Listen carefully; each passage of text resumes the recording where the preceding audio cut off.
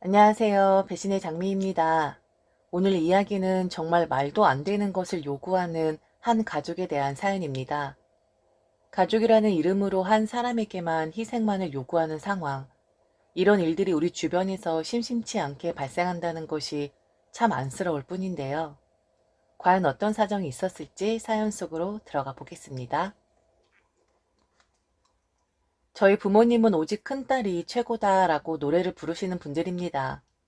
지금도 자식 간 차별을 하는 그런 사람들이 있냐고 의아해 하시겠지만 저희 부모님은 아랑곳하지 않고 오직 언니만 잘 되기를 바라시는 분들이죠. 언니가 잘 되기만 하면 저는 어떻게 되든 상관없었고 상처를 받든 희생을 해서 손해를 보든 그게 다 옳은 일이라고 생각을 하시는 분들입니다. 부모님의 차별은 어렸을 때부터 시작이 되었어요. 구구절절하게 열거를 하는 것도 구질한데 몇 가지만 이야기하자면 저희 부모님은 제가 좋아하고 아끼는 것은 항상 안중에도 없으셨던 분들입니다. 어렸을 때 저희 집에는 제가 유난히 좋아하던 강아지가 한 마리 있었습니다. 그 강아지도 저를 잘 따랐고 동생이 없었던 저는 그 강아지를 제 동생처럼 생각하곤 했죠. 그런데 어느 날 그 강아지가 온데간데 없이 사라져 버린 거예요. 저는 놀라서 강아지를 찾으러 온 동네를 돌아다녀 봤지만 찾을 수가 없었습니다. 눈물 콧물 범벅이 되어 집에 돌아왔는데 엄마는 제 모습을 보더니 꼴이 왜 그 모양이냐고 화를 내더군요. 그래서 저는 강아지가 사라져서 찾고 있었다고 어디 갔는지 아냐 물었더니 엄마는 대수롭지 않게 이야기했습니다. 아, 그거 팔아먹었어. 똥이나 싸고 밥이나 축내고 있는 거 귀찮았었는데 아까 누가 팔라고 하길래 그냥 집어줬지.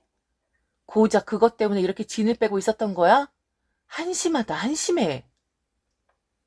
제가 가장 좋아하고 유일한 제 친구인 강아지였는데, 그리고 제가 그렇게 이뻐하는 것을 부모님도 알고 계셨는데, 팔아버리다니. 하늘이 무너지는 것 같았고 눈물이 막 났습니다. 밤이면 강아지 생각이 났고, 엄마도 아버지도 언니도 너무 원망스러웠어요. 왜 내가 가장 좋아하는 것을 자기들 마음대로 치워버리는 건지, 한 번 내 의견을 물어보지도 않고 왜 자기들 마음대로 할 수가 있는 건지, 너무 억울하고 슬펐습니다. 그리고 서럽게 차별이 확실하게 드러났던 일들은 바로 제가 아팠을 때였습니다. 언니는 조금이라도 아픈 기색이 있으면 병원을 데리고 가는 반면 저는 아파도 죽을 것 같이 심하게 감기가 걸렸어도 이불만 뒤집어 쓰고 있어야 했죠. 한 번은 열이 나고 얼굴에 울긋불긋한 반점 같은 것이 올라온 적이 있었어요. 열이 나는 것 같다 하니 엄마는 저를 쳐다보지도 않고 이불을 뒤집어 쓰고 있으라 하더군요. 열이면 10중 8구 감기인데 감기일 때는 땀을 쭉 빼는 것이 좋다고요. 너는 맨날 아프다라는 말을 탈고 사니? 정말 귀찮게. 그냥 입을 뒤집어 쓰고 있어. 땀 쭉 빼면 다 나. 아유, 나는 네 우는 소리 들으면 징그러워 죽겠어. 얼굴까지 이불을 뒤집어 쓰고 있는데 점점 뭔가가 더 덮여지는 느낌이 들었습니다. 언니가 제 위로 이불을 하나씩 하나씩 더 덮어 씌워 놓았던 것이지요. 숨도 제대로 못 쉴 것 같고 땀은 줄줄 흐르는데 감기가 빨리 나아야 했기에 저는 이를 악물고 견디곤 했습니다. 그런데 그렇게 이불을 뒤집어 쓰고 있는데 목이 너무 말랐어요. 왜 그 음료가 생각이 나는지 모르겠지만 환타가 그렇게 먹고 싶더라고요. 시원하게 환타를 한 잔 마시면 감기가 다 나을 것 같다라는 상상을 하며 무겁고 더웠던 그 당시를 이겨내곤 했습니다. 물론 환타를 먹고 싶다는 말을 할 수 없었어요. 분명히 사주지 않을 것이 당연했으니까요. 왜 그렇게 언니와 저를 차별했는지 저는 알 수가 없습니다. 그냥 언니였으니까 저보다 부모님하고 지냈던 시간이 더 긴 사람이니까 라며 저를 위안을 하곤 했죠. 그런데 나중에 알게 되었어요. 왜 부모님이 언니와 비교가 되게끔 저를 대하셨는지를요. 제가 태어났을 때 그리고 제가 기억이 나지 않을 만큼 어렸을 때 그렇게 많이 울었다고 합니다. 엉엉 우는 게 아니라 흐느끼면서 우는 그런 아이였다고 해요. 내내 그렇게 흐느껴 울어대는데 아무리 달래봐도 울음을 그치지 않았다고 합니다. 엄마 말로는 그 당시 흐느껴 오는 저 때문에 하도 고생을 해서 제게 정남이가 다 떨어졌다고 합니다. 하물며 가져다 버리고 싶은 심정이었다고 하네요. 왜 그렇게 분위기 파악 못하고 흐느껴 온 건지 지금 상황이면 절대로 그러지 않을 텐데 말이지요. 다 제 탓이겠죠. 암튼 그래서 부모님은 저를 그다지 좋아하지 않으십니다. 저도 익히 알고 있기에 부모님에게 정을 달라고 하거나 아니면 제가 그분들에게 정을 나눠드리거나 하진 않았습니다. 그냥 별 문제 없이 얼른 성인이 되기를 바랐고 얼른 이 집에서 나왔기만을 기대하며 살아갔지요. 부모님의 자랑이자 유일하게 딸로 인정을 받고 자란 언니는 대학 진학을 했고 공부를 그다지 썩 잘하지 못했던 저는 고등학교를 졸업하고 바로 취업을 했습니다. 그런 부모님의 차별을 받고 자라면서 서럽긴 했지만 매정한 면을 지니게 된 저는 직장을 구하면서 바로 집을 나가 독립을 하게 되었어요. 돈이 별로 없었기에 친구와 함께 작은 집을 구해 같이 살기로 했지요. 제가 집을 나가겠다고 선언을 하자 언니는 제게 비아냥대듯 이야기를 했습니다.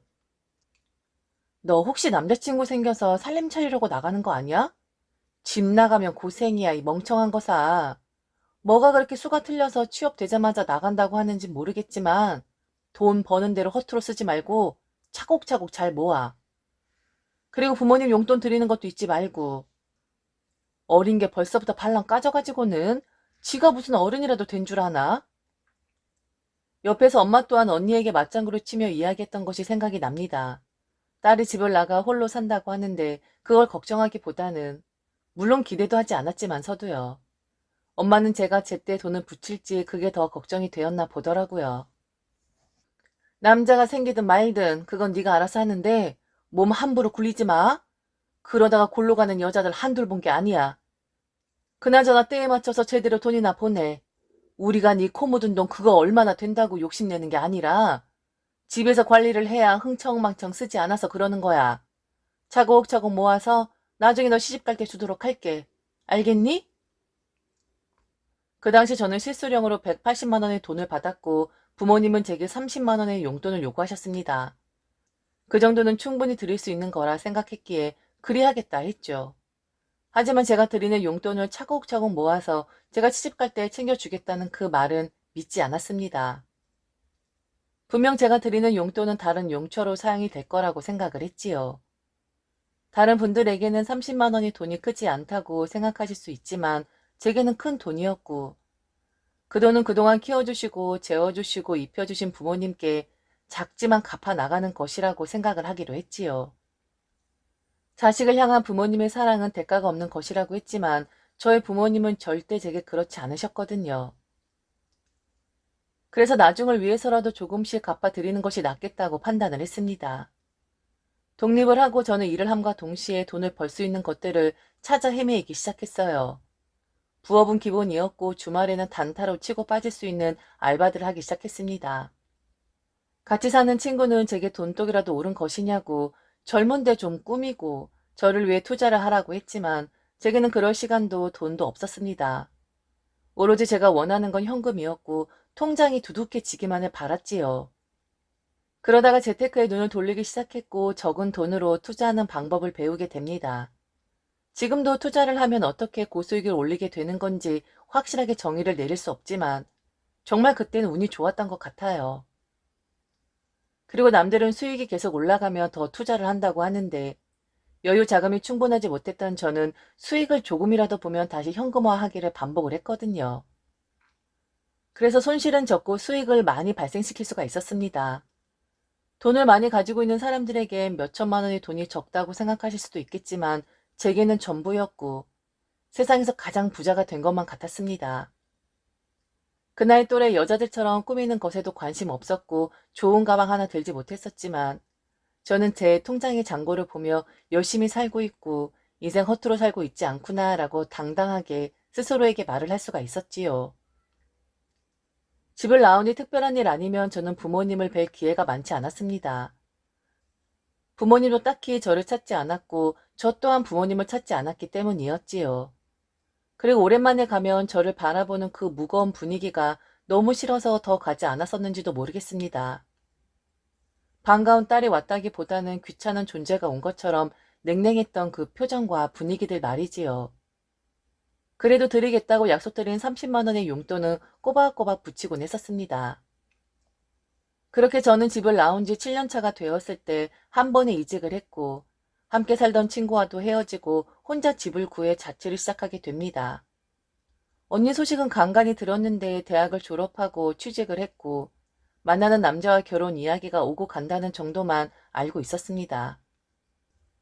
분명 어렸을 때 저는 일찍 결혼을 하고 싶다고 했고 언니는 절대로 결혼을 하지 않겠다고 이야기했던 사람이었는데 부모님 반응이 궁금하긴 하더군요.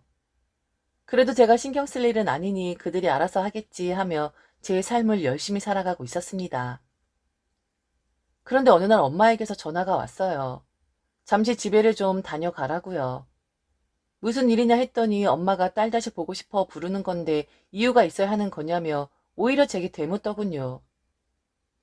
1년에 많아봤자 두세 번 정도 얼굴을 봤었고 몇 년 동안 한 번도 보고 싶다던지 제가 어떻게 지내고 있는지 궁금해 본 적도 없으면서 뭔가 속셈이 있는 것 아닌가라고 의심이 들었습니다. 그래서 저는 차일피일 집에 가는 것을 미루기 시작했어요. 직감상 제게 무슨 할 말이 있는 것 같았거든요. 그런데 엄마가 나를 잡았는지 그날은 제가 받을 때까지 전화를 하더군요. 할 수 없이 전화를 받았는데 엄마 목소리는 생전 처음 들어보는 그런 목소리였습니다. 제게 첫 마디가 딸이라는 말이었거든요. 딸, 얼굴 본지 너무 오래되었는데 왜 집에 한번 들르지를 않니? 엄마랑 아버지 섭섭하려고 그런다. 이번 주엔 꼭 올 거니? 그리고 네 집을 찾아가고 싶어도 네가 어디로 이사를 갔는지 우리한테 알려주질 않았잖아. 그래서 보고 싶은데도 찾아가지도 못하고 그러고 있어. 집만 알면 엄마가 너 없는 사이에 반찬도 좀 챙겨주고 청소도 좀 해주고 올 텐데 너무 아쉽네. 이사를 할 때도 별말 없었고 관심도 없었으면서 이제 와서 왜 저런 이야기를 하는지 속이 뻔히 보였습니다. 분명히 엄마는 제게 바라는 것이 있었던 거였어요.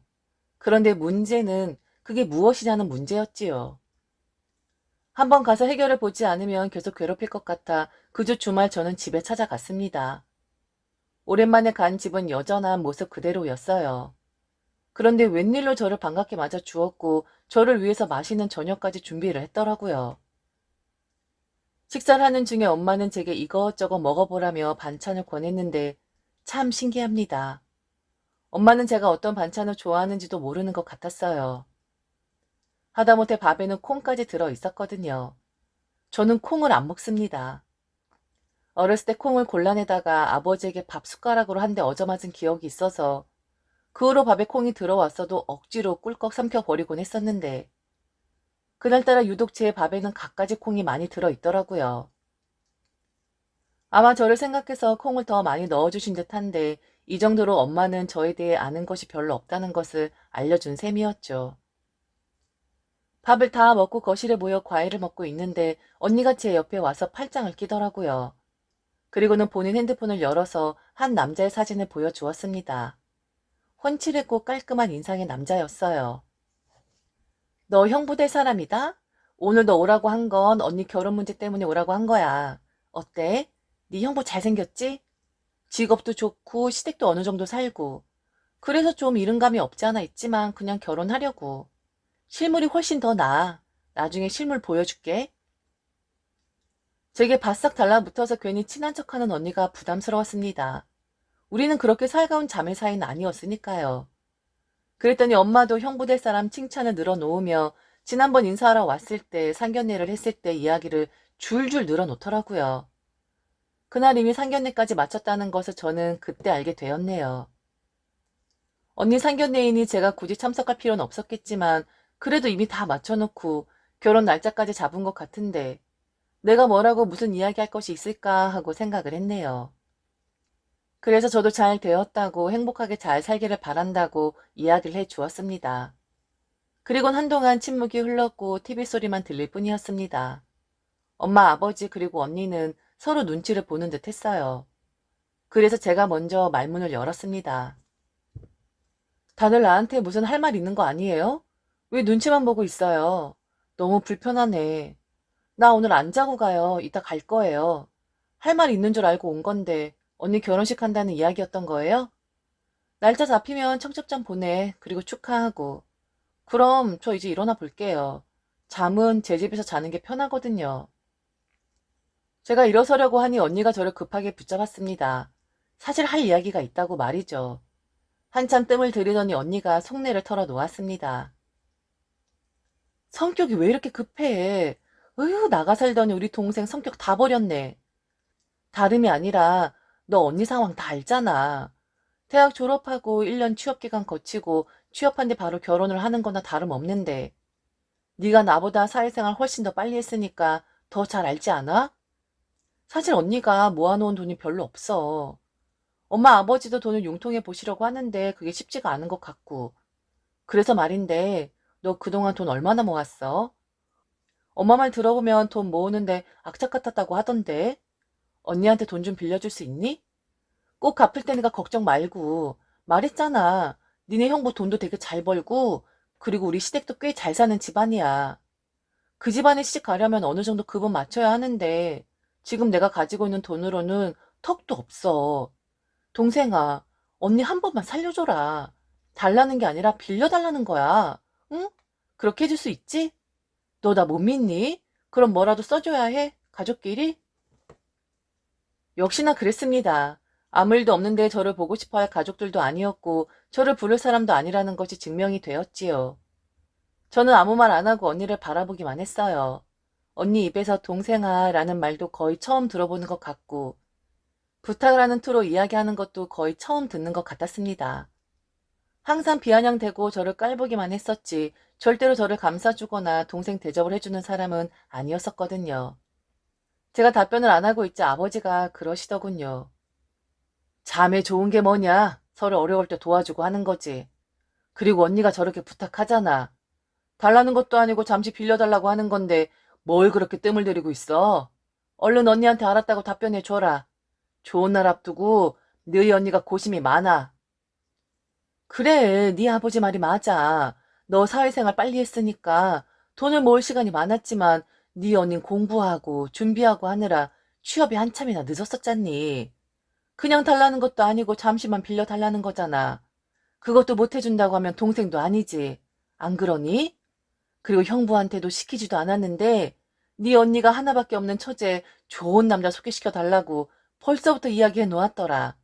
언니가 너를 이렇게나 생각한다.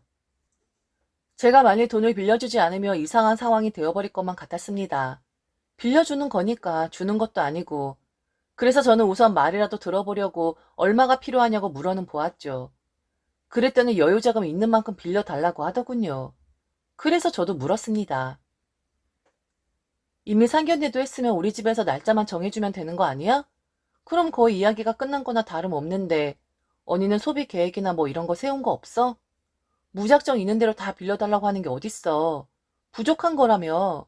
그럼 부족한 금액을 얘기해봐. 그럼 생각해보고 빌려주던지 할게. 그리고 알지? 가족 사이 돈거래가 가장 무서운 거. 언니가 먼저 잘 이야기했네. 뭐라도 써준다는 그 말.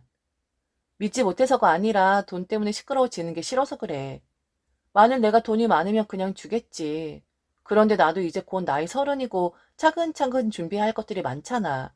내 사정도 이해해 주길 바래. 우선 긍정적으로 대답을 하기 전에 확실하게 하는 게 좋을 것 같아서. 차용증을 쓸 예정이고 이자는 그래 가족이니까 그냥 받지 않는 걸로 할게. 원래는 1금융권 이자로 받아야 하는 거 알지?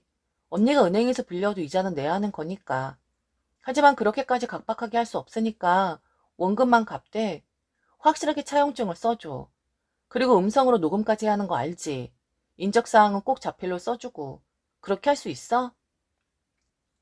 그랬더니 그제야 본색을 드러냅니다. 지금까지 다정한 말투는 사라지고 저를 비난을 하더라고요. 가족이 되어서 그까지 돈 가지고 유세를 떤다고요. 돈이 있으면 얼마나 있다고 지금 차용증 얘기부터 말을 들이대냐고요. 참 이런 사람들입니다. 그런데 제가 아무런 장치도 없이 이런 사람들에게 돈을 빌려줄 수가 있겠습니까? 엄마는 제 머리채라도 잡을 것 같은 분위기로 거의 반협박을 하면서 이야기를 했습니다. 너를 너무 바깥으로만 돌렸나 보다. 가족에 대한 정도 없고 어쩜 이렇게 이기적이야? 꼴랑 돈 가지고 지금 유세야? 네가 뭐라도 되는 줄 알아? 언니가 잘 되면 언니만 좋아? 너도 좋은 사람 소개시켜 준다잖아. 고등학교 졸업해서 네가 남자 만나봤자 대학 나오고 멀쩡한 사람 만날 수 있겠어? 그나마 니네 언니가 대학 물이라도 좀 먹었으니까 니네 형부 같은 사람 만날 수가 있었던 거야. 그리고 네 형부도 하나밖에 없는 처제인데 대충 소개시켜 주겠니? 그런데 너는 지금 차용증이니 음성 녹음이니 이런 소리를 하고 있어? 다 우리 집 생각하고 너 생각해서 언니가 그 집에 시집 가는 건데 꼭 이렇게 매정하게 해야겠냐고. 너 이렇게 못돼 먹은 애였니? 너무 실망이다. 너 이런 식으로 나오면 엄마 너 볼 수가 없어. 엄마의 말에 저도 모르게 피식하고 웃고 말았어요. 돌아가는 상황이 너무 막장이잖아요. 극도로 이기적인 식구들로 인해 다시 한번 희생을 할 수밖에 없는 차별받고 살았던 딸. 아마 예전 같았으면 그러려니 하고 돈을 내놓았겠죠. 그런데 저도 클 만큼 컸고 묻을 만큼 때도 묻었기에 그다지 돈에 관련해서는 순진하지도 관대하지도 못했습니다. 그러고 싶지도 않았고요. 제가 고생해서 번 돈인데 돈을 빌려달라. 빌려주지 않으면 목대 먹은 사람이다. 이런 말할 자격은 그 누구에게도 없는 거 아닌가요? 그냥 못돼 먹은 이기적인 딸이라고 생각하시고요. 옛날처럼 그렇게 대해주세요. 있는 듯 없는 듯 그런 취급 당하던 딸. 그리고 전 남자 만날 시간 없어요. 돈 벌기 바쁘거든요. 떡 줄 사람은 생각도 안 하는데 벌써부터 김칫국은? 형부한테 내 이야기를 어떻게 했는지 모르겠지만 소개해줘도 받을 생각 없고 혹하지도 않아. 엄마 말처럼 언니랑 나랑은 기본 뼈대부터 다르지 않나? 나는 고졸이고 별 볼 일 없는 그런 사람이잖아. 감히 내가 어떻게 대조를 만나. 그럴 생각도 없고 그냥 나는 내 주제대로 분수대로 살게. 그리고 저한테 가족이란 이야기 하지 마세요. 저는 가족의 사랑이 뭔지도 잘 모르고 어떻게 대해야 하는지도 잘 몰라요. 가족에 대한 사랑? 포기한 지 오래고 기대하는 바도 없어요. 그러니까 저한테 기대도 마시고 뭘 요구하지도 마세요. 그럼 어쨌든 차용증은 못 써주겠다는 얘기잖아? 그럼 오늘 이야기는 듣지 않은 걸로 할게요. 유세 부릴 만큼 큰 돈이 있는 사람이 아니라서 지금 이 자리가 아주 불편하긴 하네요. 왜 가족이랑 있는데 이렇게 편하지가 않은 건지. 어차피 돈 문제 아니었으면 저 부를 생각도 없었잖아요. 결혼식 날짜 잡히면 대조련이 쪽팔리지 않게 차려니 입고 갈 테니까 알려만 주세요. 대신 축의금은 넉넉히 넣고 식사는 안 할게요. 그럼 언니 결혼식 때 뵙죠. 제가 많이 화목하고 평범한 가족 구성원으로 인정을 받고 사랑을 받으며 자랐다면 저는 주저없이 제 돈을 내놓았을 겁니다. 언니가 빌려달라고 하기 전에도 말이죠. 그런데 저는 그런 가정에서 자라지 못했고 혼자서 모든 걸 해결을 해야만 했습니다. 제가 만일 결혼을 하려고 할 때 자금이 부족한 상황이었다면 언니나 엄마나 아버지가 저를 위해 선뜻 돈을 내놓았을까요? 절대 그렇게 하지 않으리라는 것쯤은 저도 이젠 압니다. 매정하다, 냉정하다, 가족도 몰라보는 사람이라고 비난을 받아도 저는 더 이상 일방적인 희생을 하고 싶진 않았습니다. 결국 저는 언니 결혼식에도 참석을 하지 말라는 통보를 받았어요. 그 이후 결혼을 했는지 안 했는지는 알 수 없습니다. 지금 가족들하고 연락을 안 하고 산지 2년이 넘었거든요. 아쉽다거나 외롭다거나 하는 마음은 들지 않습니다. 처음부터 저는 가족이 아니었고 먼저 저를 인정해주지 않은 것은 그들이었으니까요. 지금까지 들어주셔서 진심으로 감사합니다. 이상 배신의 장미였습니다.